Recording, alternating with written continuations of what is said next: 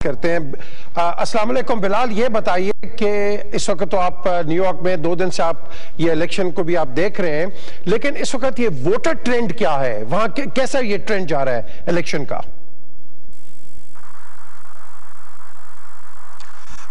साहब, मैं इस वक्त न्यूयॉर्क में मौजूद हूं और आपने जो भी सवाल किया यहाँ के वोटर्स के ट्रेंड के हवाले से, तो ट्रेंड पे कोई हतमी बात करना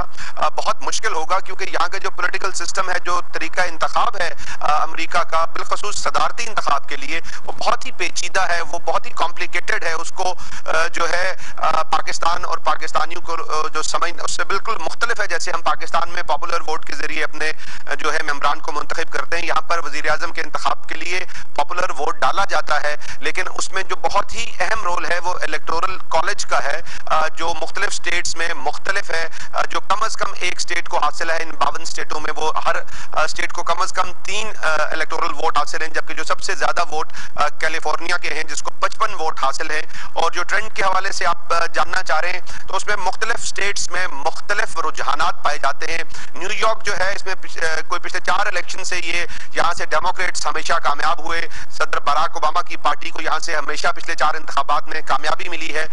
जबकि अगर हम कैलिफोर्निया जिसके 55 वोट हैं उसकी बात करें, तो वहां पे रिपब्लिकन जो है, वहां पे रोमनी के हवाले से कहा जा रहा है, मिट रोमनी जो है उनकी बेहतर पोजीशन है। इन इंतखाबात में जो एक और अहम उनसर है,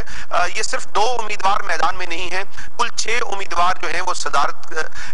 के इस रन में जो है वो कोशिश कर रहे हैं कि वह ऐवान सदर तक पहुंच सके। वो 4 उम्मीदवार जो है उनको कोई काबिल जिक्र अहमियत नहीं दी जा रही इन इंतखाबात में, लेकिन जो इलेक्टोरल वोट है उस हवाले से यकीनन जो है वो किसी को अगर इन 538 इलेक्टोरल वोट से मेजॉरिटी ना मिली तो उस पे वो यकीनन असरअंदाज होंगे जो दीगर 4 उम्मीदवारान हैं, और उससे जो है इसका ये नतीजा खेज नहीं होगी। अगर कोई ऐसी सूरत हाल सामने आई तो यहाँ पर नई कानून साजी भी की गई है, इस पे नए कवानीन भी बनाए गए हैं, और इस सूरत हाल से निपटने के लिए ये इस वक्त अहमियत हासिल कर चुकी है बात कि अगर इन दोनों उम्मीदवारों में से किसी ने 270 वोट जो इलेक्टोरल कॉलेज के हैं वो हासिल ना कर सके, तो वो फिर उनके लिए नया कानून बनाया गया है, उसके तहत उनका इंतखाब अमल में लाया जाएगा। मैं साथ साथ आपको ये भी बताता चलूं कि सिर्फ सदर के इंतखाबात नहीं हो रहे, यहाँ पर नायब सदर के इंतखाबात नहीं हो रहे सिर्फ, बल्कि 33 नए सेनेटर्स जो हैं, जो 1/3 सेनेट बनती है यहाँ की, उसके इंतखाबात भी हो रहे हैं। इसके अलावा 13 नए गवर्नर मुंतखब किए जाने, इसके अलावा 435 जो है वो ऐवान नुमाइंदगान का इंतखाब भी हो रहा है। इस तरह जो आज जो है वो यहाँ के जो वोटर्स हैं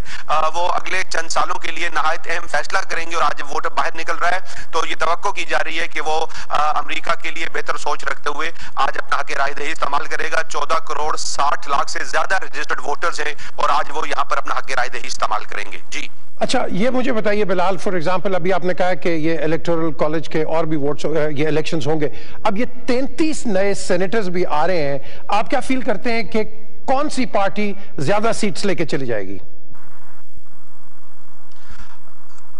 जी पीजे साहब, मैं आपका सवाल नहीं समझ सका, आप अगर दोबारा ये सवाल रिपीट कर दे तो मुझे आपकी आवाज ठीक से नहीं आ रही। देखिए, आपने कहा कि और भी इलेक्शंस होंगे, मैं कह रहा हूं कि जो 33 नए सेनेटर्स का इलेक्शन हो रहा है, आप क्या फील करते हैं कि कौन सी पार्टी इन सेनेटर्स को ज्यादा अपनी पार्टीज में ले जाएगी? जी 33 सेनेटर्स जो हैं, इनके जो हवाले से मैं गुजारिश करूं कि इनमें से 23 ऐसे सेनेटर थे जो जिनका ताल्लुक डेमोक्रेट से था, पार्टी से था, जबकि जो 10 हैं उनका ताल्लुक जो था वो रिपब्लिकन पार्टी से था। इस तरह 33 कुल नशिस्तों पे इंतखाबात हो रहे हैं और तवक्को ये की जा रही है कि दोबारा जो है ये लोग अपने अपने रियासतों से मुंतखब होकर सेनेट में कामयाबी हासिल करके दोबारा तकरीबन पार्टी पोजीशन वही रहेगी जो इससे पहले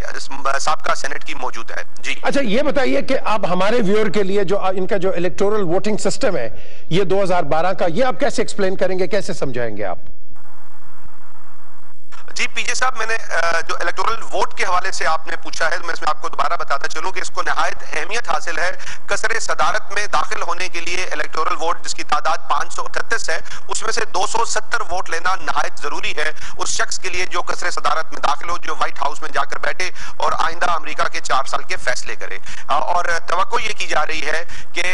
क्योंकि इस वक्त 6 उम्मीदवार जो है वो मैदान में है और उनका जो तरीका इंतखाब है उसमें जिस स्टेट में जिस उम्मीदवार को कामयाबी हासिल होती है वो उम्मीदवार उस स्टेट के जो इलेक्टोरल वोट्स होते हैं उनको नामजद करता है। मिसाल के तौर पे अगर न्यूयॉर्क की बात की जाए और अगर यहां से डेमोक्रेट्स कामयाब होते हैं तो डेमोक्रेट्स जो है वो 29 अफराद को नामजद करेंगे जो सदर के इंतखाब के हवाले से, इलेक्टोरल वोट्स के हवाले से जो है वो अपना वोट कास्ट करेगा। और आपने जो सवाल पूछा नई कानून साजी के हवाले से, अगर किसी वजह से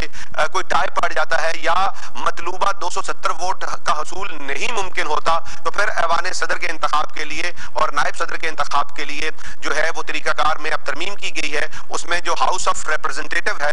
वो सदर का इंतखाब करेगा, जबकि जो सेनेट है वो नायब सदर का इंतखाब करेगा। जी Bilal Yamin, thank you very much for reporting from New York. ये थे बिलाल यामीन, हमारे bureau chief from Islamabad, reporting from New York.